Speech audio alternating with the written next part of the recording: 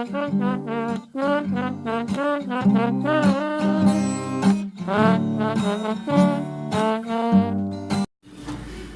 с моего разрешения.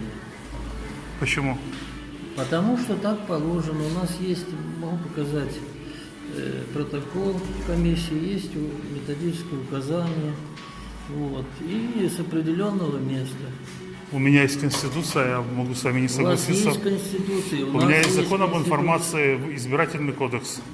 Как вы думаете, чем я буду руководствоваться, законами или... Подождите, вы кем зарегистрированы? Наблюдателем? Да. Зачем, чтобы все знали, что Ну вот и ходите, сидите, наблюдателем. Затем, что когда будут сфальсифицированы выборы, все будут знать, что вы тут были. Ну вот зачем.